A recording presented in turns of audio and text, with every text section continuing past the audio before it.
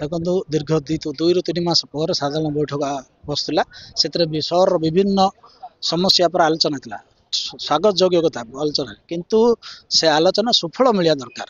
କର୍ତ୍ତୃପକ୍ଷ ହୁଅନ୍ତୁ କିମ୍ବା ଉଚ୍ଚ ପଦାଧିକାରୀ ଆମର ଉଚ୍ଚ ପଦରେ ଥିବା ଜନପ୍ରତିନିଧି ହୁଅନ୍ତୁ, ଜନସାଧାରଣ ଭୋଟ ନେଇ ଆମ ଭିତରକୁ ଆସିଛନ୍ତି। ସେମାନେ ଯଦି ମୌଳିକ ସୁବିଧା ଆମେ କୌଣସି ସମାଧାନ କରିପାରିନି, ଲାଭ କ'ଣ?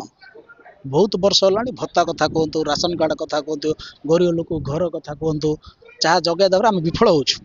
ଜନସାଧାରଣଙ୍କ ଜନତାଙ୍କ ଆକ୍ରୋଶ ଆମେ ଶିକାର ହେଉଛୁ, କିନ୍ତୁ ସେମାନଙ୍କ ପାଇଁ ଆମେ କିଛି କାମ କରିପାରୁନୁ। ଦୁଃଖର ବିଷୟ। ବାରମ୍ବାର ଏଠି ଆମେ ଉପସ୍ଥାପନ କରୁଛୁ, କିନ୍ତୁ ତାର ସୁଫଳ ମିଳିନି। ଆଜି ବହୁତ ଦିନ ପରେ ଆଜି କହିଛୁ, ଆପଣ ଗୋଟେ ପତ୍ର ଲେଖନ୍ତୁ ରାଜ୍ୟ ସରକାର କିମ୍ବା ଆମକୁ କମିଟି ମାଧ୍ୟମ ଗୋଟେ ଚୟନ କରି ସରକାର ପାଖକୁ ଚାଲନ୍ତୁ। ଜନସାଧାରଣଙ୍କ ଏଇଭଳିଆ ସମସ୍ୟା ଅଛି, ତାହା ଆମେ ଉପସ୍ଥାପନ କରିବା। ଯଦି ସେମାନେ ଶୁଣିବେନି, ଦରକାର ନହେଲେ ଆଗାମୀ ଦିନରେ ଜନସାଧାରଣ ପାଇଁ ରାଜରାସ୍ତା ଓହ୍ଲେଇ ଆନ୍ଦୋଳନ କରିବୁ। ଜନସାଧାରଣ କାର୍ଯ୍ୟ ଯଦି ଆମେ କରିପାରୁ, ସେମାନେ ଭୋଟ ଦେଇ ଆମ ଭିତରକୁ ପଠେ, ଆଉ ବସିବାର କ'ଣ ଲାଭ କ'ଣ? ଆଲୋଚନାର ସୀମିତ ନ ରହୁ, କାର୍ଯ୍ୟକାରୀ ହଉ। ଯିଏ ହଉଛୁ ଜନସାଧାରଣ ପାଇଁ ଆମେ ଯଦି କାମ କରିପାରିବାନି, ଆଉ ଲାଭ କ'ଣ? ଡେଭଲପମେଣ୍ଟ ୱାର୍କ କହିଲେ ଫଣ୍ଡ ନାହିଁ, ସ୍କିମ୍ ତ ଦେଇପାରିବାନି, ଆଉ କ'ଣ କାମ କରିବା? ଆମେ ଉନ୍ନତିମୂଳକ କାମ କରିପାରିବାନି। ଆଜି ସାଧାରଣ ବୈଠକରେ ବହୁତ କିଛି ଆଲୋଚନା ହୋଇଥିଲା, କିନ୍ତୁ କେତେ ଦୂର ଫଳପ୍ରଦ ହେଉଛି ଦେଖିବାକୁ ରହିଲା। ବାରମ୍ବାର ବୈଠକ ହେଉଛି, କିନ୍ତୁ ତାହାକୁ କାର୍ଯ୍ୟକାରୀ ହେଉନାହିଁ। ସେଥିପାଇଁ ଆମେ କ୍ଷୋଭ ପ୍ରକାଶ କରିଥିଲୁ। ଦେଖିବେ ଯେ କର୍ପୋରେସନର ଷ୍ଟାଫ୍ ମାନେ କର୍ପୋରେଟରଙ୍କ ୱାର୍ଡକୁ ଯାଉଛନ୍ତି, କର୍ପୋରେଟର ମାନେ ଜାଣିନଥାଉଛନ୍ତି ସେଠି କାମ ହେଉଛି। ଏବଂ ଦେଖନ୍ତୁ ରାସନ କାର୍ଡ ହେଉଛି, ସର୍ଭେ ହେଉଛି, କର୍ପୋରେଟର ମାନେ ଜାଣିପାରୁନାହାନ୍ତି ତାଙ୍କ ୱାର୍ଡରେ କିଏ କିଏ ହିତାଧିକାରୀ ରାସନ କାର୍ଡ ପାଇଲେ। ପରବର୍ତ୍ତୀ ସମୟରେ ଯେତେବେଳେ ଦେଖୁଛନ୍ତି, ସେମାନେ ସେ ଲୋକଙ୍କୁ ଚିହ୍ନି ନଥାଉଛନ୍ତି ମଧ୍ୟ। ଏହିସବୁ ଯେଉଁ କାର୍ଯ୍ୟ ହେଉଛି, ଓଭରଟେକ୍ କରି କର୍ପୋରେଟର ମାନଙ୍କୁ ଯାଉଛନ୍ତି। ସେଥିପାଇଁ ଆଜି ଆମେ ପ୍ରତିବାଦ କରିଥିଲୁ, କମିଶନରଙ୍କୁ କହିଥିଲୁ ଆଗାମୀ ଦିନରେ ଯେତେବେଳେ କର୍ମଚାରୀ ମାନେ ଏରିଆକୁ ଯିବେ, କର୍ପୋରେଟରଙ୍କର ଜାଣତରେ ଯାଆନ୍ତୁ, ଆଉ ସେଇ କାର୍ଯ୍ୟ ଠିକ ଭାବେ ହଉ। ଏମିତି ବହୁତ ଗୁଡ଼ିଏ ଡିସ୍କସନ୍ ହେଇଛି। ଆପଣ ଦେଖୁଥିବେ ଇଏ ଦେଖନ୍ତୁ, ଶୌଚାଳୟ ବିଷୟରେ କୁହନ୍ତୁ କିମ୍ବା ବାର୍ଦ୍ଧକ୍ୟ ଆଉ ହ୍ୟାଣ୍ଡିକ୍ୟାପ୍ଟ ମାନଙ୍କ ଭତ୍ତା ବିଷୟରେ କୁହନ୍ତୁ, ଏଇ ସବୁ ବିଷୟରେ ଡିସ୍କସନ୍ ହେଇଥିଲା।